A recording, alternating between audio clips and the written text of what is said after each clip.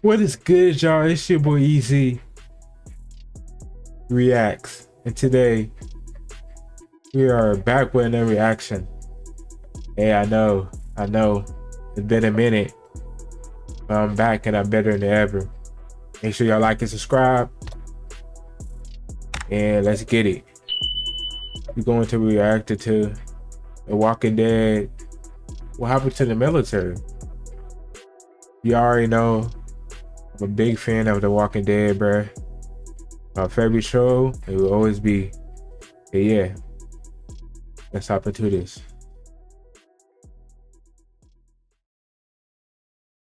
Now, the zombies we see in the world of The Walking Dead, How did the military fall because those things were absolute in menaces The Walking to start Dead? off with, are generally slow-moving and lethargic creatures, or walkers as they're referred to in the show. And I'm sure most people watching this video know exactly how the story starts. Rick wakes up in his coma to find the world fallen into disarray. My boy Rick. But exactly how did this happen? How did these slow-moving creatures manage to overthrow like so quickly? Like they fucking well, today took over the military so quickly. Like what the hell? This is how the military fell in the world. All right, let's see, y'all. Let's see what happened. A quick disclaimer: the initial outbreak. Properly, I'm only going to be talking about the TV universe military and not the comic book one. But with that being said, let's get straight into it. Now, the military in The Walking Dead, much like in real life, is made up of the 5 services. You have the Army, the Navy, the Marines, the Air Force, and of course the Coast Guard. And according to dialogue from many characters within the TV universe, put very simply, the military were ultimately overrun by the sheer number of the dead. But let's look into how they handled the outbreak in the initial days. The main show glosses over most of the initial days of the outbreak, but thanks to Fear the Walking Dead, we know this. During the onset of the virus, as local law enforcement was being overwhelmed, an apparent executive order was made to declare a state of emergency, as it most likely became evident that FEMA could no longer handle things on its own, and the US military responded to FEMA's pleas and stepped in to help. Now, the military's initial strategy was to evacuate and protect as many civilians as possible, ferrying them to designated safe zones or large cities where aid stations and refugee centres were located at. However, with the addition of hindsight, we now know what a fatal mistake this would be. See, what we are dealing with here is the wildfire virus, a disease thought to have originated... Yeah, I just thought about it. Like, imagine, like, it just started in, like, you in like the army or whatever. You gotta take people to these like refugees and stuff. And mind you, it just started. They could have like a virus. Ben had the right virus. He took them in there, and they all got infected. That's probably what happened. You know, in the inside. Its hosts after death, causing them to attack any living organism in order to spread the same infection. The virus initially transmits through airborne particles and causes the host to become an asymptomatic carrier, which is essentially someone who shows no symptoms, and the host would carry this disease until death. But the disease can also be spread through bites and scratches from reanimated hosts. And this will in turn cause you to fall ill and die within around 48 hours of contact, and after death, you will also reanimate as a walker. So the military's plans of squeezing everybody into the cities like sardines went about as well as you'd expect. People were dying everywhere and would reanimate, infecting tens, maybe even hundreds of people. This would eventually accumulate to masses fleeing the city, clogging up all the roads leading in and out. It was a complete mess, and the military were authorised to use deadly force to regain control. And this resulted in major cities and roads being bombed or destroyed by jets, helicopters and soldiers firing on any unarmed civilians, whether they were infected or not. And this would in turn, of course, lead to mass casualties. Yeah, so that's why they bombed the city, bruh. Because that shit was overran by fucking that shit. That virus was happening so quick, motherfucker. Nigga was dying, turning into zombies quick. It's too many, that's why you had to bomb them. That would rise again and wreak havoc in the cities. And this was the story across the majority of America as we know. But before we get into the nitty gritty of the fall, let's take a look at these military safe zones and where they were set up. Now once again we learn much more about this in Fear the Walking Dead, but there is however one shown in the pilot episode, that being King County in Georgia. These safe zones, heavily in quotation marks, were established to manage the civilian population and try and take back parts of the city. However, many of these were abandoned, whether by orders or out of necessity, we may never know. It does seem, however, that the King County safe zone was initially very successful in managing to contain the amount of walkers in the area, as numerous bodies wrapped in sheets are seen within the loading dock. Yeah, that was crazy right there. Suggest they were taking no chances. Hella bodies, bro. Nevertheless, the army lost a significant number of soldiers due to the high amount of undead and decided to pull out. Many of those who were infected or came into close proximity of them were indiscriminately executed within the hallways of the hospital, as witnessed by Shane Walsh, who attempted to... Damn, that was fucked up. I remember that too, when the army would start shooting innocent people in the hotel. I mean, in the fucking hospital, bro. That was crazy. These niggas trying to get out. And you think the army would be try to save him? They was killing him. Hell no. I'm jumping out the window. Fuck this shit. I ain't dying.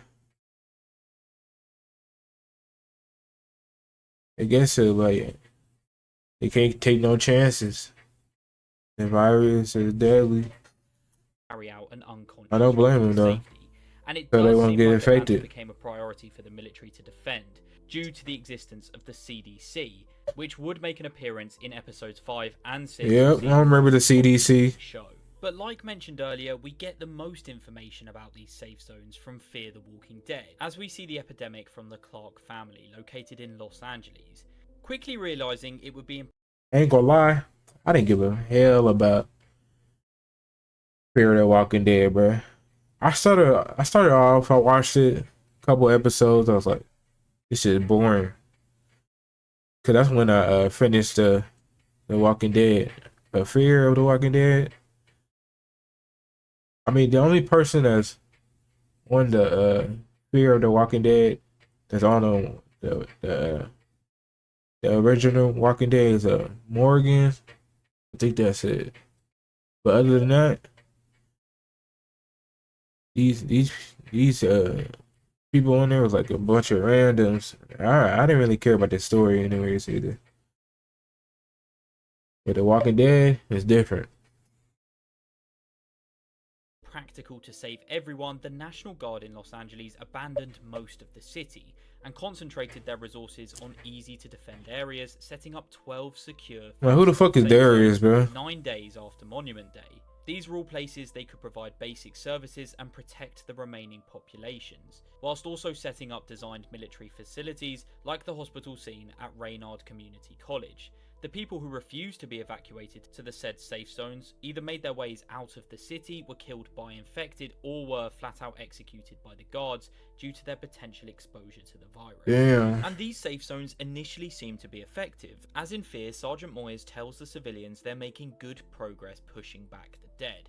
However, we see fatigue, a lack of sleep, and supplies would start to plague the soldiers, who were fighting against an enemy that were utterly relentless.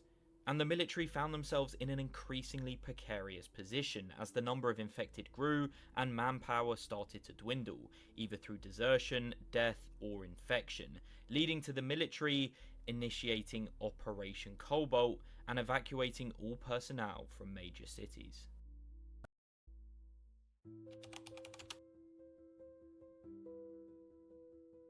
Operation Cobalt, also referred to as the Sunset Operation Protocol, Cobalt was the campaign devised by the Department of Defenses and enacted by the US military to contain the spread of the wildfire virus. Now, the operation launched during the early hours of August 28, 2010, after the collapse of civilization, but due to how quickly the virus had taken over, the military weren't quite sure what they were dealing with, and the safe zones that had seemed to be working relatively effectively were abandoned. The military were quickly reverted in a poorly coordinated retreat, which greatly accelerated the dissolution of the army, The last military orders were issued to nuclear-propelled submarines, which now had the authority to launch nuclear weapons towards major infected zones. Operation Cobalt was an attempt to wipe out the infected by dropping napalm on all major cities across the country. Thing is, if you was there in that city right now, bro, you are dead, like instantly. Even if it wasn't even big, even if it wasn't even affected. That's a crazy part. You killing the infected and innocent people. They didn't even give a fuck. They just said, fuck that. Bomb everything. And it still didn't work at the end of the day. Hella zombies still. However, these orders were never carried in out the city. the submarines either being abandoned or infected. So what was the outcome of Operation Cobalt? Well, it was a failure of the biggest proportions. Due to the safe zones being abandoned and overran, military facilities destroyed, and massive losses of troops and equipment, whilst the contingency plan had few chances to limit the number of infected people in the United States, it was not enough to completely halt the spread of the virus. As a result, large groups of infected individuals were in fact terminated thanks to Operation Cobalt, but an insane number were still on foot. See, and the operation caused more problems than it gave answers. I just said. According to a park ranger broadcasting from Shut-Eye Peak, the forests of Yosemite National Park and the Sierra Nevada mountain range were now on fire and likely to be gone within weeks. One significant outcome that occurred after the fall of California and other states west of the Continental Divide is the National Guard had essentially replaced the regular military at this point. It can be assumed that this is why a helicopter from the 7th Cavalry is seen abandoned outside the hospital where Rick was located at.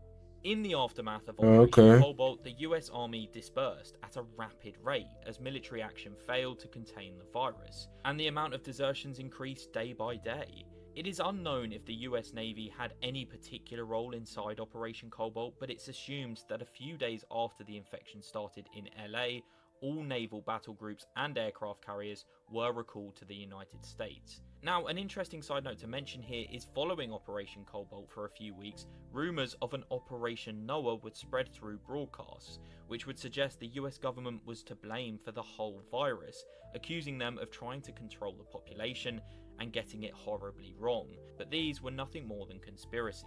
So essentially, they had bombed major cities, killing the majority of survivors and increasing the number of the dead. Operation Cobalt eradicated most that's what I'm talking about, as we found out through Okafor in The Ones Who Live, apart from Philadelphia, as him and the other pilots no longer wanted to take part in the destruction of yet another city.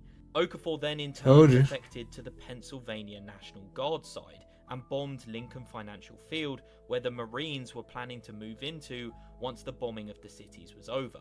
Okafor's attack killed 4,000 Marines, but it allowed the National Guard to save Philadelphia from destruction by both the military and also the undead. Subsequently, Philadelphia became the Civic Republic of Philadelphia, or the CRM, and Okafor eventually became a lieutenant colonel of the Civic Republic military, which had been created out of the Pennsylvania National Guard. In conclusion, the military in the Walking Dead TV universe fell purely due to a lack of knowledge. They had no idea what they were dealing with. People would turn within minutes or hours, and everybody was infected without knowing it. There was no cure, no immunity, and more importantly, no knowledge. And the military... Think about this too. It's realistic, because imagine like you walk in the stuff, the fucking The Walking Dead starts like in real life, like now, like in real life, bruh. What you gonna do right now, bruh? Definitely you don't watch the news or anything else, bruh. How you gonna know it's coming, bruh? You just walk outside, be eating people. They won't even know shit. And like the higher ups, bruh, they ain't gonna know what to do because they're not gonna be prepared. This is like out of like the ordinary. Like this is like nobody really think this happened. Like it never. Like so, nobody want to be prepared for this shit. So I get it. Despite its incredible strength and equipment, such as tanks and jets, were designed for organized warfare, and not fighting an enemy that never tired, never stopped. Yeah, that's the thing too, yo. Anybody. The military herded everybody. It's way different than everything which else. only made the spread worse, and by the time the safe zones had been set up, the damage had already pretty much been done. The chain of command. Oh, so I get it now. So like, started to abandon their posts, and the amount of the dead only started to grow. so like they blew up. So they nuked the Atlanta, and like it made more zombies instead of killing them. Okay, I guess like you get infected and you die, you come back as a zombie or a walker. So they made more zombies though, more walkers. That's why when Rake on his horse, he turned the corner, motherfucker, fucking hella fucking zombies everywhere, man. So they just fucking made it even bigger. It's crazy. And the final nail in the coffin was Operation Cobalt. They pulled back every soldier in a desperate attempt to regain control, but that in turn only spread resources thinner as the army. This scientist, I forgot his name. I forgot whatever his name is. This nigga sold, bruh. He almost fucking found it, like the cure to the fucking shit. This nigga fucked it up. Now he's dead. He fucking sacrificed his life. And now, yeah, no hope for nothing no more. It's crazy though. He's like the only one that stayed there too. Nobody else wanted to stay. Had no directions or instructions anymore other than to get out of the cities. So ultimately, that's smart too. Cities be the most busy spots, so you gotta get out of there quick as possible. By the higher ups. I mean, the Civic Republic is living proof that not bombing the cities and instead clearing out the dead slowly and containing the virus where possible was the right decision to be made, as these protocols saved Philadelphia. That's smart. Just further highlighting the failure that was Operation Cobalt. The US military didn't fall to a single battle, it slowly eroded, just like the rest of civilization. And that's how the strongest army on the planet lost to the slow lethargic creatures known as walkers.